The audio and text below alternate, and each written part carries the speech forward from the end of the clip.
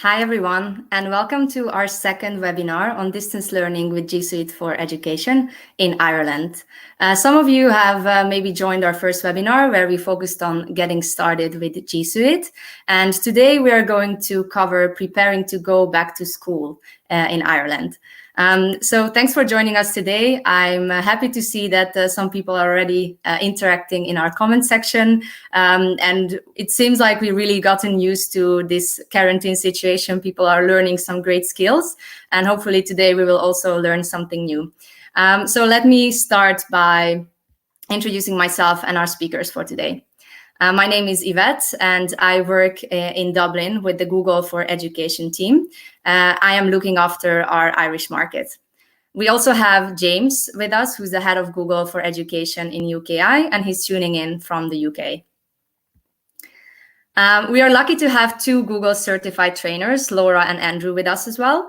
And they are going to show us specific cases of G Suite tools, and they are going to show a demo on them. And finally, we also have three school speakers. We have Kieran Golden, who's the principal of Mainfield Community School and the past president of the NAPD. And we also have two people from Mongret College, the deputy principal, Helen Ryan, and Principal Liam O'Mahony. And we are very happy to have them today so that they can share their experiences with Google for Education tools, as they have made significant progress and they are very far advanced in their journey. So there is a lot that we can learn from them. So what are we going to talk about today? I will start with an introduction and share some resources with you that will be useful for you after this webinar as well, as we will only be able to cover some of these topics on a very surface level. We will afterwards go into Chromebooks in education. James is going to tell you about what Chromebooks are and how they can be used in education, and specifically in this distance learning environment. After that, we're going to get hands-on with the G Suite. And today we have chosen to cover Calendar and Drive.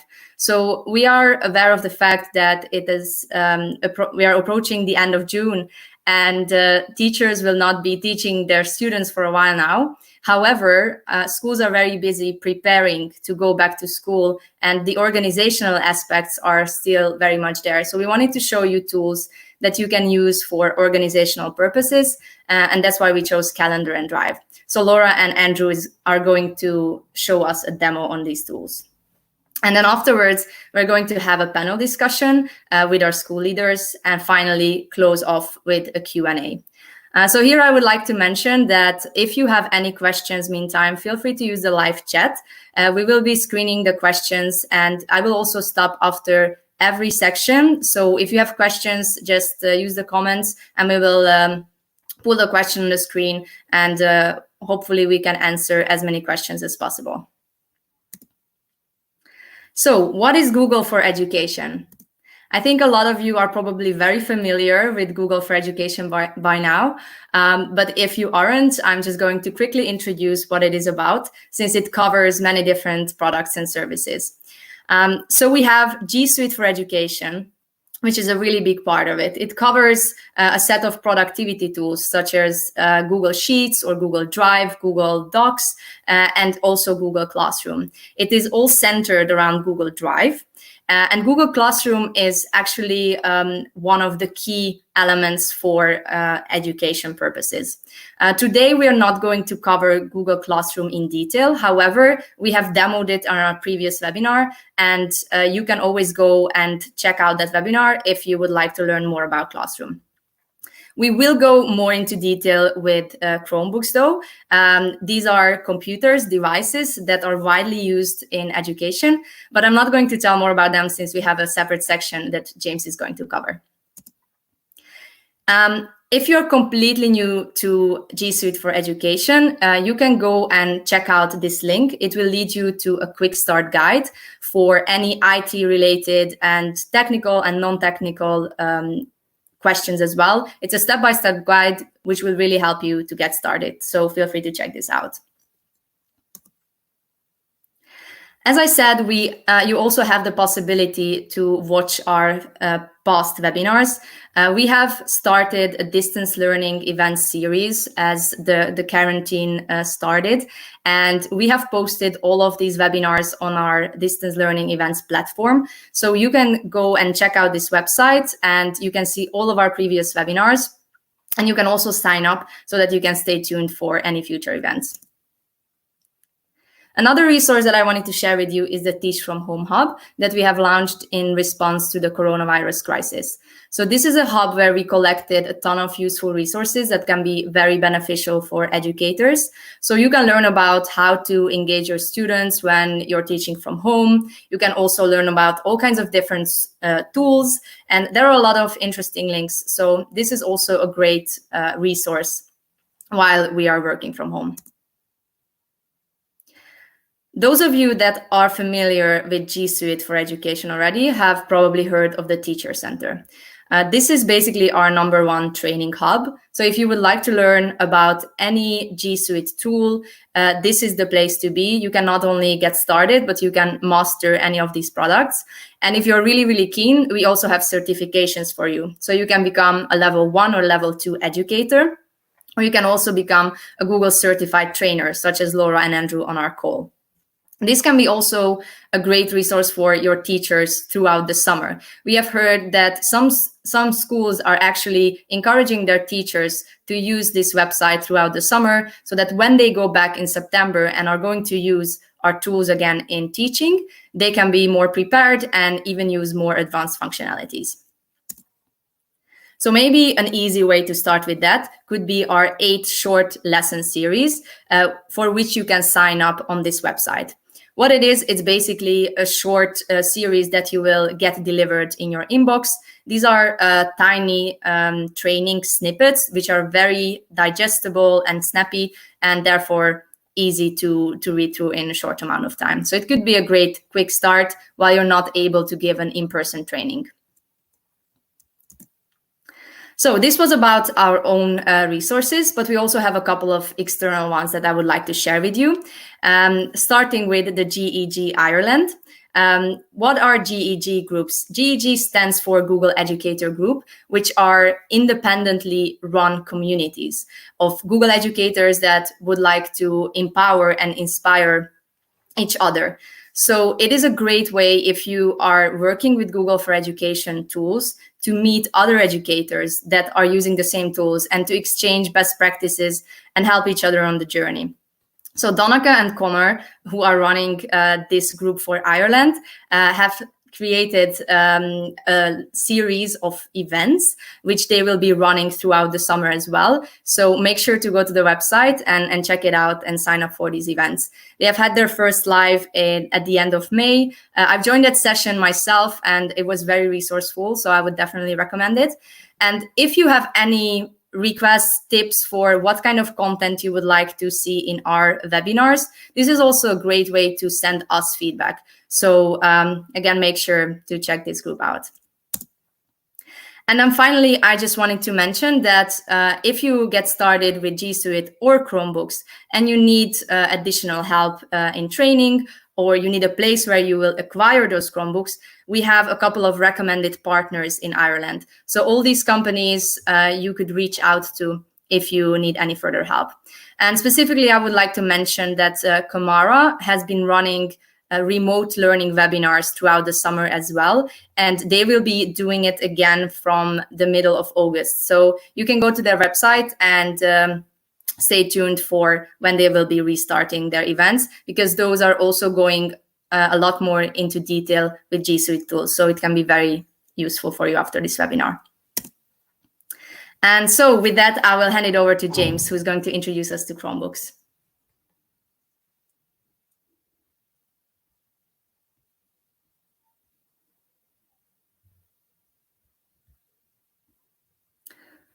James, I think we cannot hear you now, so let's just... Yes, there we go. That would help.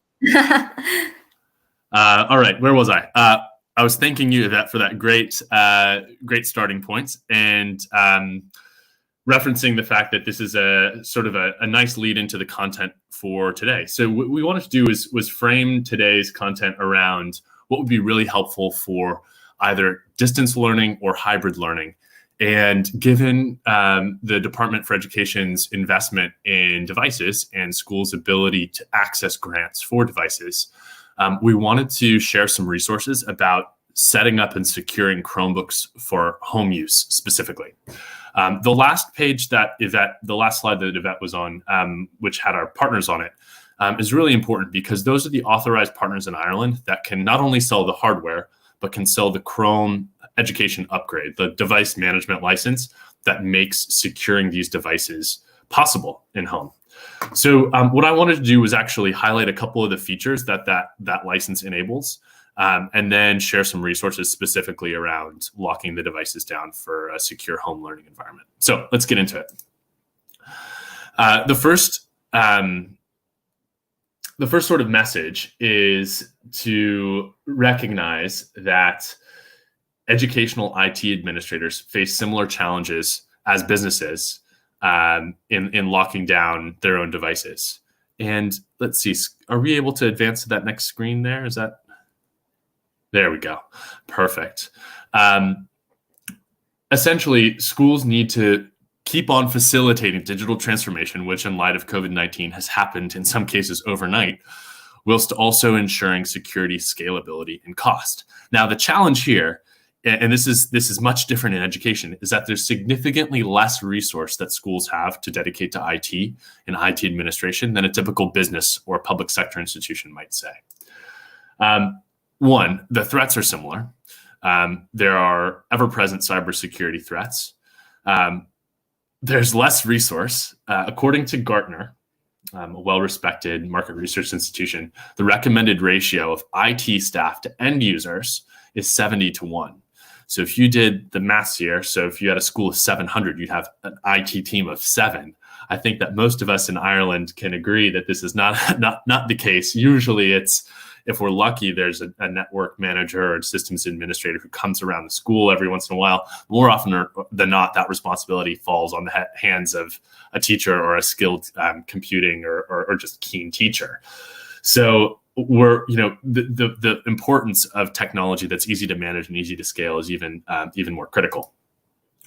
And this is a study that was actually a little bit more US centric, but I think still holds true in other markets globally, is that by and large, and this might not be as true for technology, but by and large, the expectation is a lot of teachers pay out of pocket for supplies in classrooms. And so how do we, just in the spirit of making technology accessible, ensure that price points are achievable?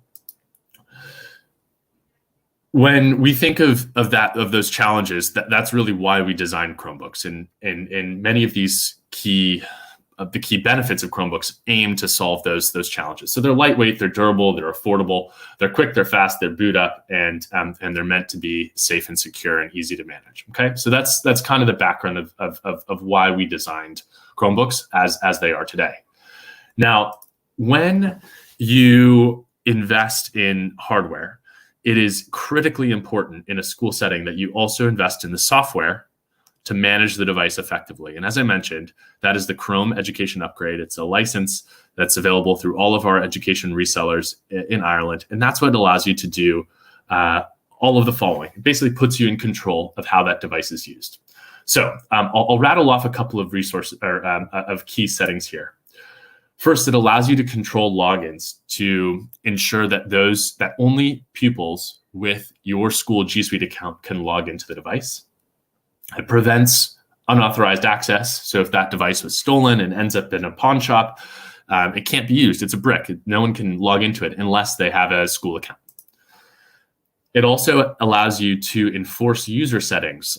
Basically can enable you in a home learning setting to make a Chromebook off your network, off your Wi-Fi, off your school's Wi-Fi, behave in the same way as it would on the network. And it also allows for something called managed guest sessions. This is proving to be very popular in cases where perhaps in the younger years, in primary, students may not even need a login. They just need an entry point to the web and a couple of easy, quick links to online resources. And managed guest sessions you can think of almost as a kiosk, a managed kiosk environment. And most importantly, the administrator functions provided by the Chrome Education Upgrade, the device license, enables a whole load of security features and functionality. It provides for something called persistent enrollment, which means that even if James, the student, Googles how to wipe a Google Chromebook, those devices will never become unmanaged. They'll always be managed by you, by the school.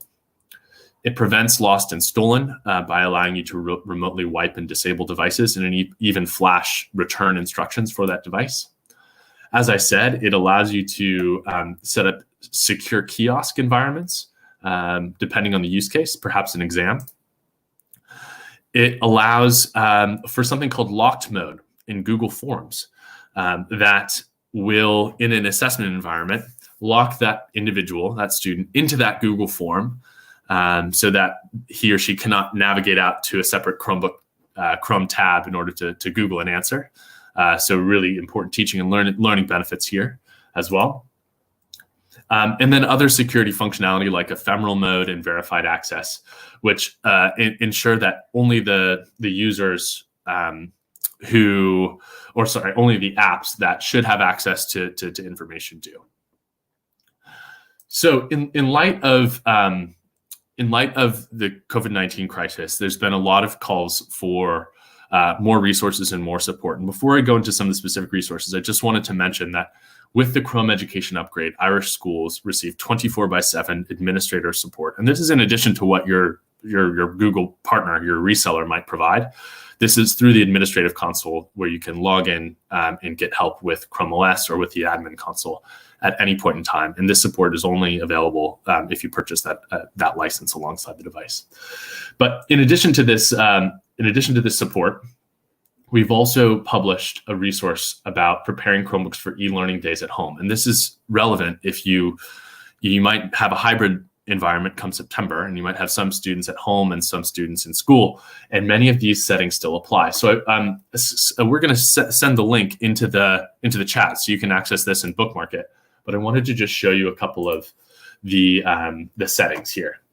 So first, there's a whole section about who can use the devices at home and when, restricting login, blocking guest mode, whether or not you want to maintain local user data.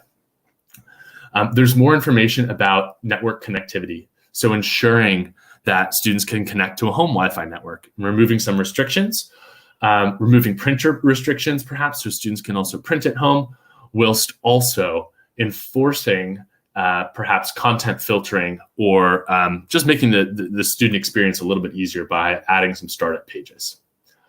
I would highly recommend looking through it. And as you're working through this and preparing these Chrome devices for either e-learning days or just in general for use at school, just keep in mind that in the admin console, let me navigate back here, all of these settings are controlled in this devices area. So you can click into devices, and once you get into devices, access the Chrome management area. Chrome management lights up, so to speak, once you have Chromebooks and education licenses.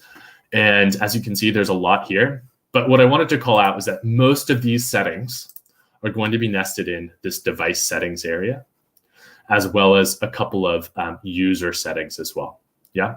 So you can click into device settings and manage all of your device settings. And then if you need to manage user settings, hop over there. But as I said, one of the key ones is figuring out whether you want to allow or disallow guest mode and who can sign into the devices. And that's all nested in device settings. So there's a lot to explore here. I'd encourage you to share this with senior leaders across the school and anyone else relevant. And if there are any questions, at all around Chromebooks, do reach out to support. There's 24/7 support. So with that, I think we've touched on devices. I'm going to pass it over to the Google certified trainers and innovators on the call, and I think they're going to lead into some of the G Suite tools. Hi, James. Thanks very much. That's a really helpful introduction to Chromebooks, and there's been a lot of commentary in the chat from people who are using them already, so that's really great. Thank you. And also thanks to Yvette for the introduction. So my name's Laura. I'm a secondary school teacher, digital learning coordinator, and I'm also researching digital learning and thinking skills at the Institute of Education in London. So I'm really, really interested in digital tools for teaching. It's really fun to talk about calendar. Often calendar gets overlooked because people think it's not really very interesting or it's not really to do with teaching. So something I really want to say is, if you get this kind of piece right, actually you start to understand that calendar is fundamentally a communication tool. It's a place where you can organize your communication and collaboration. So it's really important to make really good decisions as school leadership teams about how we do this, to try and make it, to try and give our staff back that time so they're not cluttered up with difficulty trying to do complicated things. Calendar gives us some really powerful tools to make these kinds of things so easy and seamless, and to improve collaboration communication across our school communities. So what I'm going to do today is just talk briefly before handing on to Andy about Drive, but just run through some of the sort of basics of calendar in case you haven't seen it before, and show you some of the advantages of it over other systems that you might have used. Okay, I have to apologise. I've got some roadworks outside, which seem to have started about 5 minutes ago. So I hope it's not intruding on your ability to hear me too badly. Okay, so first of all, what is Google Calendar? How do you get to it? Where do you find it, etc.? So I'm just screen sharing now. This is a demo calendar, so there's not a huge amount in it. At the moment, particularly without the regular structure of a school day, I'm living and dying by my calendar. If it's not in my calendar, it's not happening, because we're all working from home. But as we move back into school, back into kind of hybrid or blended learning situations, the calendar is going to be more and more and more important. So Google Calendar, it's a browser-based tool, so you can get it anywhere you can get the internet. You don't need to be logged, be at school or in any kind of remote desktop. It's got mobile device apps, it's got Chromebook apps, it will run on your iPad, it will run on your phone, it will run on the browser. So it's really, really accessible. And all of those systems have different ability to notify you about events that are occurring. And I'm going to run through some of that in a moment. So this is what it looks like in the browser. I tend to run my calendar in the browser because I like the screen area. Or you can get to it from calendargoogle.com or from your waffle menu up here, which you can rearrange and drag calendar up to the top, as I have there to see it. And when you're here, you can decide what you want to see on this page and you can organize it for yourself. So I quite like the week view, but obviously you can change it here, and you can look at kind of an agenda style. You can use those keyboard shortcuts if that's your cup of tea. Or you can look at the month ahead, depending on what it is you're trying to organize. So it's quite customizable, and you can do color coding and that sort of thing. At the leadership level, some of the real advantages of this for senior leadership teams, senior management teams, is the ability to customize and share. So within my own calendar here, I've got some settings, and I can do things like delegate appointment creation. So if I've got someone who helps me to manage my calendar or my diary, I can share this whole calendar with them and give them sharing rights to be able to actually manage my calendar remotely. So if I go down to here, I need to add my person. Where's my person gone? I'll find that again in a second. Calendar settings. There we go. I need to go to sharing. There we go. Add specific people here. So I've added myself on my Gmail account here. And if I say to that person can make changes and manage sharing, what that means is if that's potentially my PA or someone I work closely with who needs access to my calendar, they can directly put those events into my calendar or send calendar invitations from me to my calendar, which is really, really useful when you're often doing lots of things at the same time, as leadership often are. So viewing is easy, sharing is easy. Something else that's really useful when you're running a busy day is you can customize your notifications for individual appointments. So for example, appointments on this calendar, I can have multiple notifications coming up for. So I can have an audio notification and an email, and I can change the settings of all of that. Something that's really nice to do in Calendar, which not necessarily everyone's spotted, is the ability to get Calendar to send you a daily agenda. So at 5 o'clock in the morning, Google Calendar sends me a summary list of my agenda for that day. So when I wake up and I have my cup of coffee at 6 o'clock in the morning, I can really easily just look through the day and see what's coming up and plan my time accordingly. So that's another nice thing that you can do in Calendar, a daily agenda notification. Something else that's nice, just a little trick that not everybody's aware of yet, is of course you can use Google Home to add an appointment to your calendar. That's also easily done. Okay, Sharing calendar then. So if we go into my calendars here, something that's really nice that you can see is the ability to view other people's calendars. So in a school context, it might be really helpful if you're setting up your systems here to have calendar visibility. Now, it's not the case that everyone in my organization needs to know that I'm meeting with specific other people, but it is helpful if people can see that I'm busy or available. So when I add an appointment here, it's very intuitive. Double click, off we go.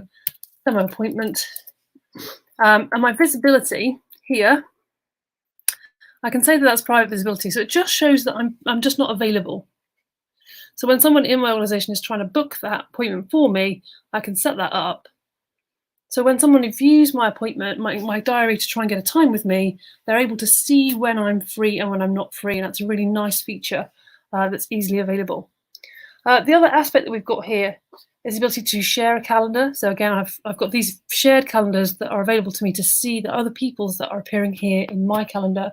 So again, as a leadership team, you might have a leadership team calendar that's viewable to everybody, which everyone can access and add appointments to or meetings to.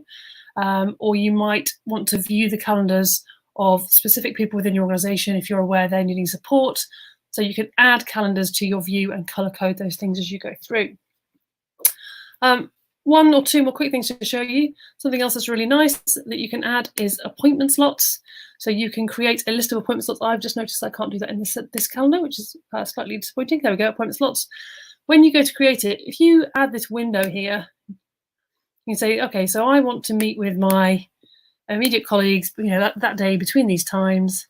And I'm going to offer these as appointment slots of, let's say, 20 minutes. I want to be speedy about things and get things done. And I can then create a link here, which I can share. So it's a really nice way of, there we go to put this calendar. I could share this link with parents if I was wanting to make some availability with parents or with students. And literally individuals can book themselves into this page directly and make that time with me. I can also really easily add conferencing for those meetings. Just here, if I pick up this appointment here, the conferencing is built in. One of the really super powerful things about the Google Suite is when you integrate it all together, you start to see the real benefits. I can just add that meet link intuitively into that appointment, and then it's ready to go for when that event is active. So participants will get the meet link, I get the meet link, and that space is ready, created for us to go. Other nice stuff is, of course, you can add a link to your meeting agenda, or let's say I've got a meeting agenda on the go here. I might want to add those meeting notes in. Just pop those straight across. So there's all kinds of nice ways to integrate the Google tools together. Obviously, a major advantage of the Google Suite is that it's all completely free for education, which gives you some real head starts that not necessarily everybody knows about. One of the real superpowers, I think, is when you start to integrate it with Google Classroom. So I'm just going to quickly show you what this looks like, because there's a real benefit here that some people might not be aware of before I hand over to Andy in about a minute's time. Because these are Google Classrooms that are created by me where I am the teacher, or I've been added to them as the teacher, if I have work that's set on those classrooms, it will appear here in this calendar. So if I just go back to June, you should be able to see these past events, which I've set to be to be faded, so they're just differentiated from current events.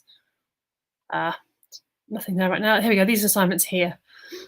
So if I'm wanting to keep an oversight of the work that's being set or what's being done, I can be added as a classroom, as a co-teacher to a classroom, and see those things in my calendar too. But equally, if my calendar's getting busy, I can turn those off. So something people might not be aware of is in my school, we don't use a calendar app. We just use Google Classroom and Google Calendar, and that's saved us. And we don't have to invest or pay for an additional system. We can just use that entirely from Google Classroom and Google Calendar and have that nice integration, which is another useful thing. Okay, I'm aware I've gone super quickly. I wanted to leave enough time for Andy to show you some good stuff about Drive, but I hope that's a helpful starting place, and do find me some questions in the chat. Thanks, everyone. Thank you, Laura, and great to go through some things there. It was interesting to pick up. I didn't know I could get a daily update from my calendar, so I need to go and do some setting changes in my calendar. Hi, everybody. My name's Andy Caffrey, and as everyone said, I'm a Google Certified Trainer and Certified Innovator based here in the UK. Just going to take you into Google Drive for a little bit and just talk through some of the key aspects about using Google Drive. Here I am on the Google homepage, and as we've mentioned with a lot of the tools, our easiest way to navigate is to move through the waffle button and just use the waffle button to go down to, in this case, Google Drive. We can access all the different Google tools from the waffle. But we're going to go and dig in Drive in a little bit and just talk about some of the key ways of using Google Drive. And the first thing I'm really interested from everyone on the call today, it'd be really great if in the chat you could let me know if you're the sort of person that likes files or folders in Google Drive. So you can see I've got some folders here. I've got some folders at the top of my page here for different subjects. And some people seem to love folders and have folders inside folders inside folders, and other people don't. So if you want to just put folders or files in the chat, it'd be really interesting to see whether you are instead just a file person. Some people I work with simply have no folders. And instead of using folders, they just use the search at the top here. So when they're looking for a particular topic, they just pop it into the search, use the drop down maybe to narrow down their focus onto certain areas. But different people like to use Drive in different ways, and really it's down to individual users to choose whether they want to have that sort of nested folder structure or whether just to use the search and to find things in that way. So here we are inside Google Drive. We're in the My Drive area, and the My Drive area is a great space for you, obviously, to keep all your files nice and safe. And my first, I would say, in terms of tips for Google Drive, is to make sure that everything is shared in Drive. Certainly in this period of time of remote learning, where we're not on site, the ability to be able to go on any device and access all your files and folders is really useful. But in addition, we need to bear in mind, of course, that Google Drive has unlimited file storage. You can put as many files as you like into Drive. This is only a training account, so I've only got 9 meg. But you can put as many files as you like into Google Drive. So if you've got video recordings of music concerts and photos from 10 years ago in school, those sort of files can all be stored safely in Drive and just kept for prosperity in that space. So first thing is, get stuff into Drive is my first tip. But linked in with that, my second tip is, where possible, don't use My Drive. Instead, try to get things into shared drives. Because where Google really works well in schools is when we use the power of collaboration, is when we share resources with each other. When as a teacher, I can go into a shared drive and say, well, has somebody done this work before? I'm going to build some resources for my lesson. Is it worth me doing that if another teacher's already done that? So I often talk to the schools I'm working with about sharing by default. The default move should be, let's put things in shared drives, unless there's a sensitive nature to the file, in which case you might use My Drive, but as much as possible, let's get things into shared drives. So shared drives are these collaborative spaces where groups of people can work together on the same files that are all shared. Another tip I would say for shared drives is don't go too big. We don't need to create one shared drive for the entire school with 2,000 people on it. It's much better to do it by subject or year group if you're primary, or departments, to bring in slightly smaller groups, and that becomes much easier to manage, much easier to give delegated control to different people and work it in that way. So here we are in the shared drive area, and obviously you see the drives you've got access to, so you can dig into a drive, and everything that gets put in a shared drive is shared with everyone who has access to that drive. So it's a much more organic way of promoting that collaboration. And the school I worked at last, we had shared drives. We had all our lesson resources in there. So if I'm teaching, I can just go in there, I can search, I can find things, and I can pull those resources easily. So yeah, my second big tip around Drive is get used to shared drive, perhaps over My Drive. Third thing I want to mention with Drive is just the use of starred. If you are a folder person, and I've seen from the chat that there are a lot of folder people on the call that like organizing things by folders, one of the issues there is that we bury things down.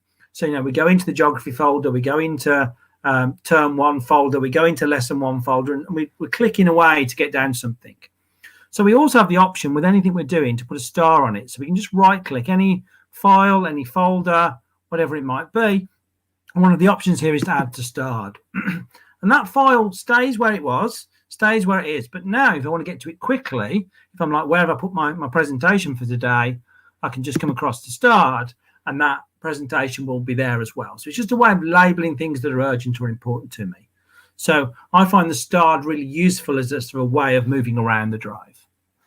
Mentioning a few other things on the left, one that you should never be using. So big piece of training when I try to get teachers used to Google Drive is if we've got unlimited file storage, we don't really need to delete things.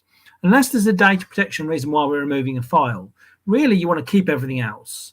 If you want your drive to look nice and tidy, just make a folder called old things or just, forgotten files, whatever you want to call it, and drop things in there. But because we've got unlimited storage, it's better to keep things than put them in the bin or trash or delete them. When you delete a file from Google Drive, it goes into your bin for a set period of time and then comes out of the bin after that. So it's in the bin for around a month and then gets deleted permanently from the system. And of course, that means that you can't get it back again. And I get lots of teachers saying, I made something great 3 years ago that would be great for this now, but I've deleted it. So yeah, my next big tip is just try not to, where possible, delete things at all. You don't really need to. You've got unlimited file storage. Just move things around as you want to see fit. Last thing I want to mention on Drive today in terms of key things around Drive is just around the settings. I'm working on a Chromebook here, and in settings, I have a really useful option, which is the offline mode.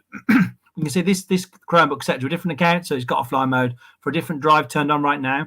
But the ability here to turn on the drive offline, which means that even if my machine drops offline, maybe I'm traveling, or maybe where I live, my Wi-Fi comes and goes, it doesn't matter. I can still go into Drive on the web browser, access files, load them up, use them without necessarily understanding when I'm online and when I'm offline. So I'd say really key tip of using Drive is to turn on offline mode if you're on a device that is yours. If you're on your Chromebook or your home computer, just get that access turned on in Drive. And that's just some basic tips for going through Google Drive. I'm obviously going to jump into the chat and answer questions in there in just a moment. In terms of digging in more detail about Google Drive, as we mentioned earlier, the Google for Education Teach Center has got lots of great information on all of the tools. So you can go in there and at your own pace, learn about different ways in which teachers around the world are using these tools to develop their learning. But that's the end of my piece on Google Drive. Any questions? I think Laura might be joining me back. I'm going to do some questions. Hello. Thank you, Laura. This was really great. Let's see if we have any questions from the chat. So we had quite a lot of questions about where to find kind of beginners training resources. And I know you mentioned it at the top of the meeting too. So we've just put a couple links in the chat for Trainer Centre and Teacher Centre. Yeah, thank you. That was a big one, I think, for a few people. Oh, and I think I ought to do a shameless plug at this point, shouldn't I? So both myself and Laura, as we know, are Google certified innovators as well. So we have the level 1 certification, level 2 innovator and trainer. And our next Innovator Academy is a global academy. So we're recruiting people from all around the world. It's one of the programs I work on and look after. And so details on that are available in the Teacher Centre as well, because there aren't enough innovators in Ireland either. There's lots in certain countries, but there's not enough innovators in Ireland. So head over to the Teacher Centre. I have to come in there because there's a lot of innovators in Ireland. They might not have applied and become part of the official program, but I'm sure there's a ton of innovation. And there's a ton of innovation, but we need some more certified innovators. That's what we need. Yes.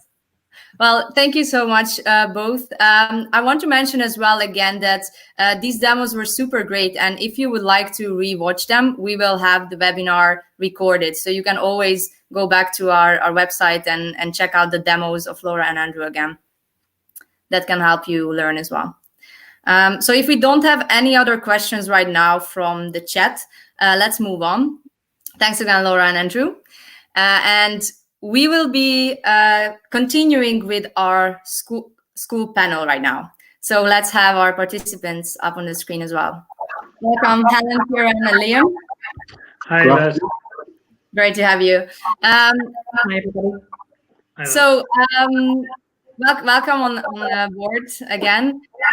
Just to mention to the audience, I have talked to Kieran, Helen, and Liam before our call, and it was really inspiring to see how well they have adapted throughout the years to Google for Education tools. And I think there is really a ton that we can learn from it. So let's just do a very quick roundtable on how far have you been with Google for Education tools before the coronavirus crisis, and then how have you adapted afterward? Let's start with Kieran. Good afternoon, Yvette. That was a really good session, and thanks very much. Really enjoyed the previous speakers. I learned a lot. I think for the last 2 or 3 years as a school, we've been looking at different learning platforms and what was going to best suit our students in our context in terms of, supporting their teaching and learning. And a number of teachers would have looked at different learning management systems. And ultimately, we agreed on G Suite for Education. And I'm really glad that we did, because it's worked very, very well for us. First of all, I suppose it's very cost effective. And the money that you get for the ICT grant, while you're very glad to receive it, it's spent very, very quickly. So I was very conscious as a school leader the need to spend money wisely. And I'm glad that we've done that. So very briefly, what we did then in the last year or two was kind of a two-pronged approach. One was the purchase of hardware. So we purchased 30 or so Chromebooks for use in the school. And allied with that then was CPD or training for both, and I'm saying this very importantly now, for both students and teachers. Not to take it for granted that all students are ICT literate. They need quite a bit of support really for the use of Google Classroom. And I'm glad we did that we did that, because it really stood us great stead, particularly over the last 3 months with the COVID-19 pandemic. Amazing. Thanks.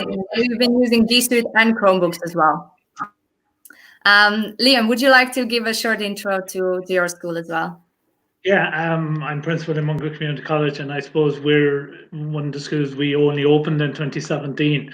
But it's funny to hear Kieran talking, because our journey is very similar. We were trying to get a platform that would work for us, but more importantly, would work for the students. But I think it's very important, and I'd agree with absolutely everything Kieran said. One thing I would add to it is the buy-in by teachers, and I think it's very important that we kind of adapt a policy in our school around everything, is that, look, this is what we're trying to do, and we try to get everyone on board. But if everybody isn't on board, the bus still leaves. The bus will come back and collect again, but the bus must leave. Otherwise, you don't improve and you don't change. And I suppose we're very, very similar in the setup as Kieran there for September. And I don't want to cut away on Helen now, because Helen is going to talk about staying in school. But we have 90 Chromebooks now for the school in September, 3 sets. And we also have 2 IET rooms in the school. So we went down to the level of, a lot of our parents wanted students on devices, but they didn't want them on devices 24/7 because they were spending so much time on devices at home. So they wanted the blended learning. And I think that's what Kieran was hinting at there already, is that whole blended learning, and that's what we went with.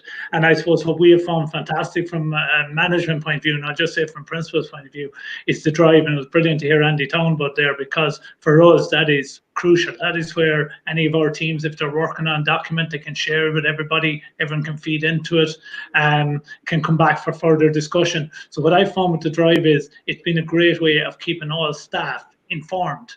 And I think one of the biggest things in school is communication. And I think this has been a huge thing for us. And again, we wanted to get a simple platform. And I don't mean that as any insult to Google, I mean it the opposite. It is a very easy to use platform. And I think that's been crucial for us.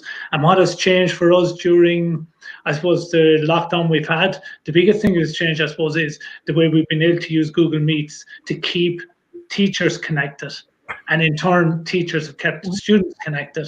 And if you link the word connected with well-being, all our teachers would tell, not our staff meetings we held on Google Meets, which we thought would be a great idea, and they were brilliant, but what did they find was the best? The smaller group meetings we had. And we had a smaller group meeting with all our teachers every week during lockdown. And it was tremendous. The amount of work we got done, the amount of, I think, staff feeling they were still part of something even though they were away.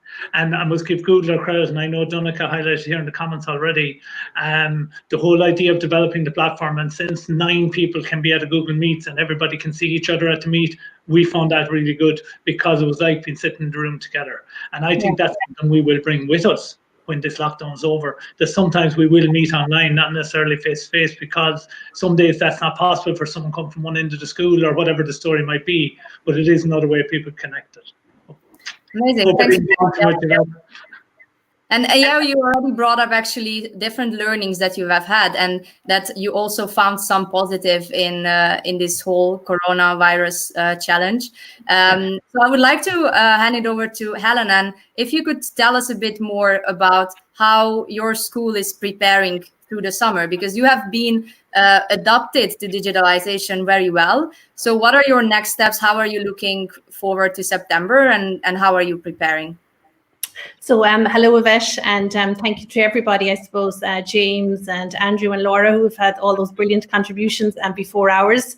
I think Liam has kind of summarised really well, like say, where we were to date, like say, to kind of March 2020, and then how things evolved and developed from us from March 2020 until now.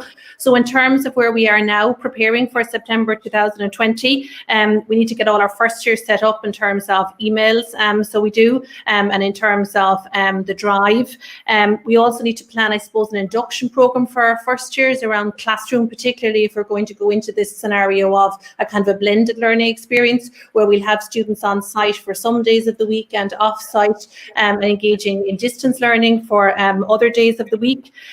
Because we're a new school and we're building incrementally every year, we're currently up to third year. So next year will be the fourth year of the school. One of the things we need to look at very closely is induction of new staff into our school environment, and how we're going to bring, I suppose, new staff to, I suppose, the level and the successful engagement that we have with existing staff around the G Suite platform. We have a really good e-learning team in the school. So one of the things that we're going to look at, which we did last year, which was really, really successful, was that every new member of staff would have an e-learning mentor. So that is a person who would help and support them on their journey through using the G Suite apps. We're purchasing another set of class Chromebooks. That brings us up to 90 class Chromebooks, so it does. So we need to get those set up and ready to go. And we're also purchasing a staff set of Chromebooks, and we're really, really excited about this. So we are. So I suppose that gives you kind of a flavour of the kind of steps that we need to take to get us going, like say, for September. We're also kind of evaluating, I suppose, where we've been over the last couple of months. And I think that's a really, really important part of that journey, like say, through where we are in terms of distance learning. So we've conducted surveys with our students to see, you know, what they have found good for them, what they've had challenges with in terms of distance learning, and also with our staff, I suppose, and trying to harness all the positives that have happened over the last couple of months, and then look at, you know, where the challenges are and what can we do in terms of management and in terms of an e-learning team, you know, to be able to support those challenges. Yes, that is really amazing. And I remember you said that it was also a great way that you could use Google Forms to collect this feedback, since they're not able to come together and collect that feedback like that.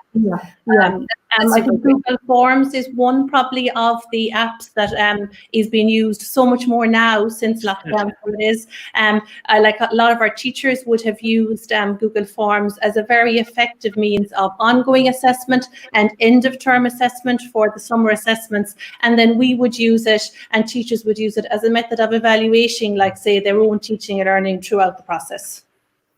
Wonderful to hear. Actually, if I could just come in there, just very much supporting what Liam said as well, because certainly what I found really helpful in relation to G Suite for Education, it's very much a communication tool, and James mentioned that. And over the last number of months, it has certainly enabled me as a school leader, as a principal, as a deputy principal, to keep in constant contact with colleagues, and that constant contact is absolutely critical. So every week we had our management team online at 12:35, as we always did on a Monday at 12:35. We continued that management team, and it kind of created a routine and a regularity. And what I also say as well, we also had a number of online assemblies with our students over the restricted movement period as well. And actually, they were hugely affirming to actually be able to see and hear your students when you couldn't see and hear them in school. So that was, like, it was interesting. Liam mentioned the word well. You actually felt good as a principal or a deputy principal, as a teacher, coming off having actually met the kids as well. And can I say as well too, Yvette, last week, I never thought I'd be saying this 3 months ago, but we held all our interviews online through Google Meets, and the candidates got a link to the interview 5 minutes before the interview, and then they left the meeting, and you went to the next candidate. Now, if you said to me, Yvette, that I'd be doing that 3 months ago, that we'd be holding all our interviews online in the month of June, I'd say, me? how can I actually manage that? But it's amazing how you become upskilled and a bit more confident, because I'm not a techie, but I'm very practical and I know it works in terms of leading, teaching and learning schools. And definitely, like, we had a staff meeting online, and you're a bit, you're wondering how will it go. But actually, one of the things that we did during the staff meeting was, after every item on the agenda, we paused, we stopped, and we looked at the chat buttons, and we actually went through each question. And for some teachers and for some colleagues, very respectfully, that's an easier way for them to engage, because they may not speak aloud for whatever reason at a staff meeting. So really, our experience, and it's coming back to what James said and what Liam said and Helen said, that idea of it being a communication tool, because ultimately we're in the business of communicating. So it allowed us to reach out and to connect with our school community in a way that we may not have been. And that's very interesting. That's very interesting that you mention it as well. And it's also a very practical tip that you can also not just have the one-to-one communication verbally, but you can also utilize the chat. And for some people, it might even be easier. Okay, interesting. So we have been talking about blended learning a lot. So when we are expecting to go back to school somewhat in September, however, we don't really know yet how it's going to look like. So you have set up yourself digitally for this transition. And some schools might be looking at this right now, how they can go to the next level so that they can deal with this transition in a more smooth way. So I would like to ask all of you, if you look back to your journey and you look at how you started and what were the key first steps to advance your digitalization, what would be your advice to other schools that are looking into this transformation right now, this summer? Well, I suppose one thing, Yvette, and I'll come in, I'll let Helen come in after it, but I think one of the things very important that you identify who in your school, and I would argue a lot of people online here today are probably the people in their school, okay, to initiate this, whether that is, as Helen said, setting up the Google accounts, whether that is familiarizing yourself with what Google has to offer. The one thing that's great about Google is parents can interact with this very easily. We've had teachers, and I know we've one or two even online here today, who did orals via Google Meets one-on-one during this period. So I think it's identifying the people who will buy into this. And I think, as I say, a lot of those people are online probably here today. And then for those people to work with their school management to help upskill the other teachers to be involved, and in turn then those teachers will upskill the students to be involved. But I do think it's very important for management to be there very much backing this, and I put myself in the same bracket as Kieran. I wouldn't regard myself as a techie in this, but you know what, that has been a huge advantage, because if everybody is way up there, the person who feels intimidated by this actually stops, and we can't afford that to happen. So I'd say keep everybody on board, keep everybody informed, but the people who are online here today, please feel free to go and try this in your school if you haven't done so already. I can guarantee you, anyway, if you're not management, I can promise you your management will be delighted to get involved behind it.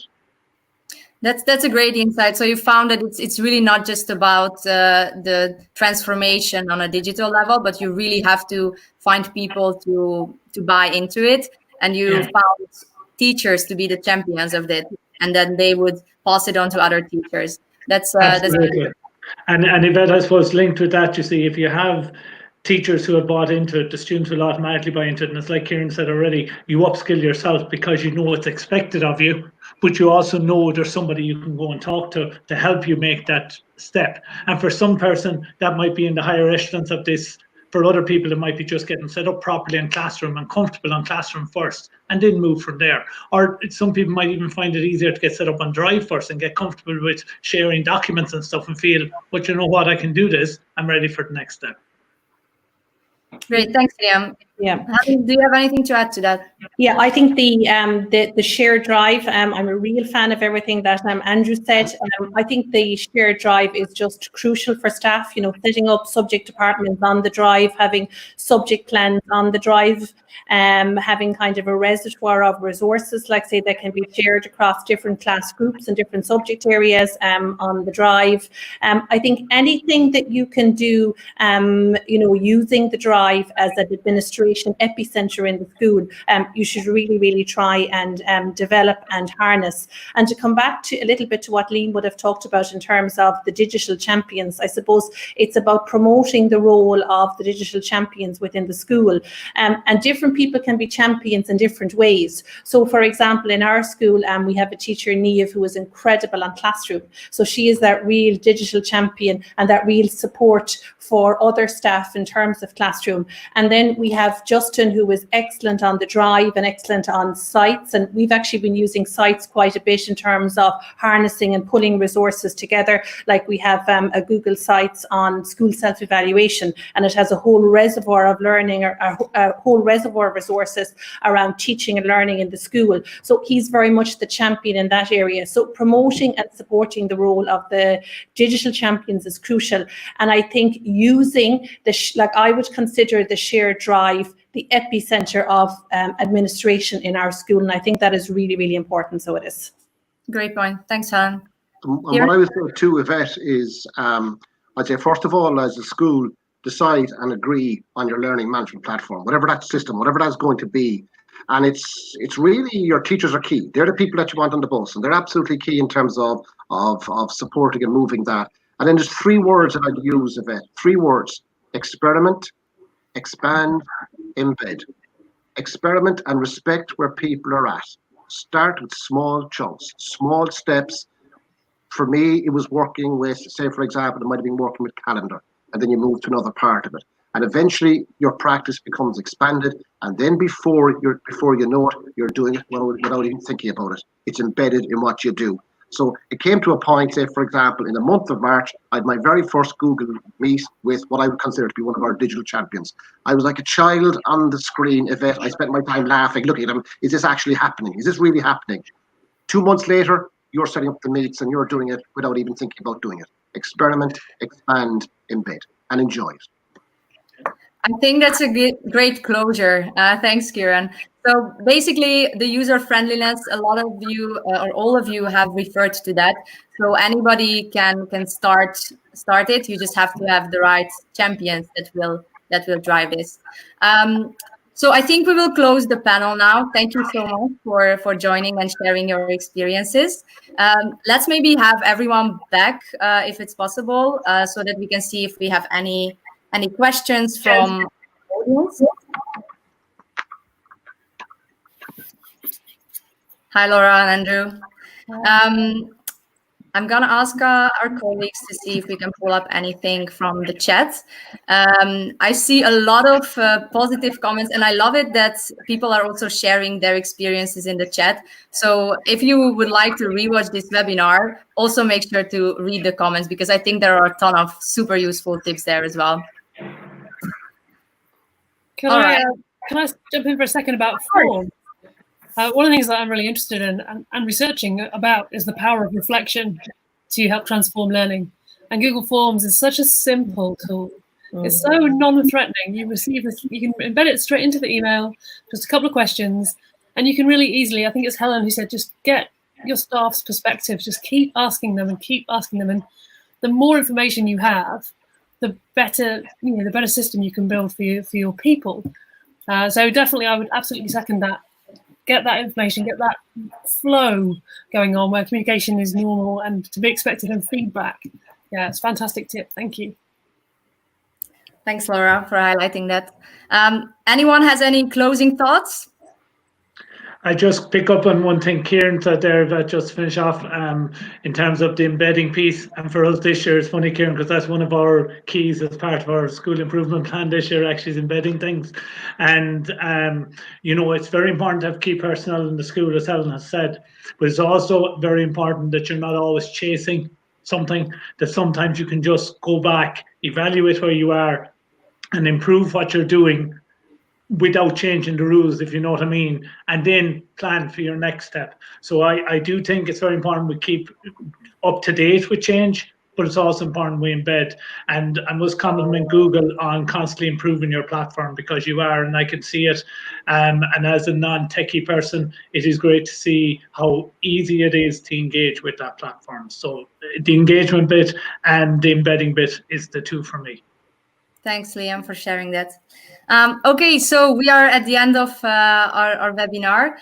One more thing that I would like to mention again is we would like to host more sessions if you have the interest. If there are any things that you would like to hear about, please use the GEG Ireland group, because we will sync with Donncha and Connor on what your interests are, and we will like to accommodate that in the next session. And check out all our resources, especially our webinar pages, and hopefully we will see you in one of our next sessions.